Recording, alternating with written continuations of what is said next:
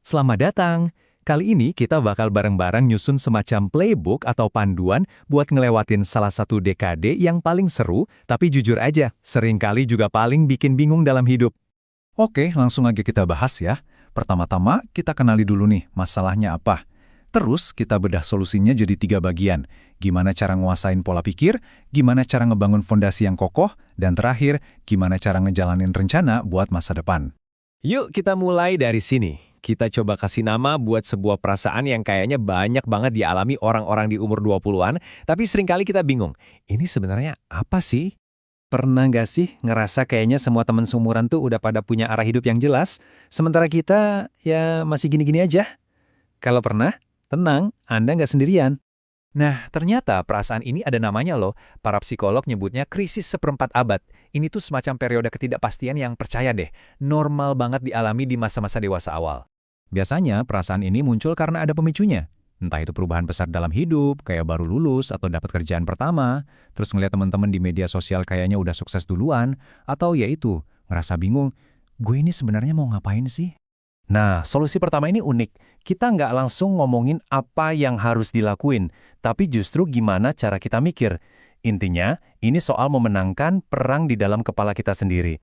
Nah, ini nih yang jadi intinya. Ada 2 cara kita bisa mandang dunia. Satu, pola pikir tetap atau fixed mindset yang mikir kalau kemampuan kita ya segitu-gitu aja.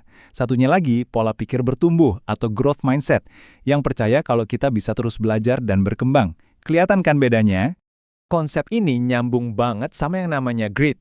Seorang peneliti, Angela Duckworth, nemuin kalau grit inilah yang jadi pembeda utama antara orang-orang yang biasa aja sama yang luar biasa berprestasi. Grit itu apa sih? Gampangnya, ini tuh perpaduan antara semangat dan kegigihan. Ibaratnya, grit ini mesinnya yang bikin kita kuat buat terus jalan walaupun udah jatuh, nemu jalan buntu, atau salah belok. Dan kabar baiknya, grit itu bukan bakat lahir, tapi bisa banget kita latih. Caranya, fokus ke 4 hal ini. Temukan minat kita, terus berlatih setiap hari. Hubungkan apa yang kita lakuin dengan tujuan yang lebih besar, dan yang terakhir, jangan pernah kehilangan harapan. Oke, urusan di dalam kepala udah beres. Sekarang kita pindah keluar. Kita bakal ngomongin gimana caranya membangun fondasi yang kokoh buat hidup kita, pilar-pilar yang kelihatan dan bisa kita pegang. Pilar pertama, dan ini penting banget, adalah keuangan. Ada kebiasaan-kebiasaan yang wajib kita bangun dari sekarang. Misalnya nih, bikin anggaran yang realistis. Ada aturan gampang, namanya 50/30/20. Jadi 50% pendapatan buat kebutuhan, 30% buat keinginan, dan sisanya 20% langsung masuk tabungan atau investasi. Salah satu target finansial yang paling krusial itu dana darurat. Idealnya sih kita punya simpanan buat biaya hidup 3-6 bulan ke depan. Tapi nggak usah pusing dulu, mulai aja dari target kecil, misal 5 atau 10 juta, nanti pelan-pelan ditambahin. Fondasi itu bukan cuma soal duit loh. Pilar kedua ini soal diri kita sendiri.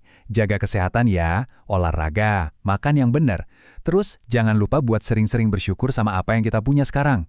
Ini ngaruh banget ke mental kita. Oke, kita udah punya pola pikir yang benar, fondasi juga udah mulai kita bangun. Nah, pertanyaannya sekarang, gimana caranya nerjemahin semua itu jadi tindakan nyata sehari-hari, terutama di dunia kerja? Disinilah kita kenalan sama konsep keren yang namanya teori modal karir. Anggap aja keahlian atau skill kita itu semacam mata uang. Makin langka dan berharga skill kita, makin tinggi nilainya di pasar kerja. Kutipan ini ngejelasinnya pas banget. Intinya, nilai profesional kita itu harus kita perjuangkan dan buktiin lewat hasil kerja. Nggak cukup cuma modal potensi doang. Terus gimana cara ngebangun modal ini? Ya, dengan terus-menerus belajar skill baru yang lagi dicari orang. Manfaatin teknologi buat belajar, bukan cuma buat hiburan. Dan yang paling penting, berani keluar dari zona nyaman. Jangan lupa bikin tujuan yang jelas pakai metode SMART. Jadi tujuannya itu spesifik, terukur, bisa dicapai, relevan, dan ada batas waktunya. Ujung-ujungnya nih, mau di wawancara kerja atau pas udah kerja, kesuksesan kita seringkali dinilai dari 3 pertanyaan nggak terucap ini. 1, kamu bisa ngerjain tugasnya nggak alias kompeten. 2, kamu beneran semangat kerja di sini alias berkomitmen. Dan 3, kamu nyambung nggak sama kita alias kompatibel. Kita harus bisa nunjukin ketiganya. Jadi kesimpulannya apa?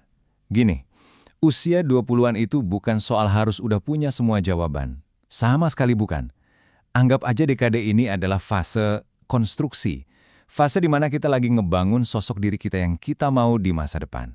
Panduannya udah ada di tangan kalian sekarang. Pertanyaan terakhir dari saya, dari semua ini, batu bata pertama apa yang bakal kalian pasang buat mulai ngebangun masa depan kalian?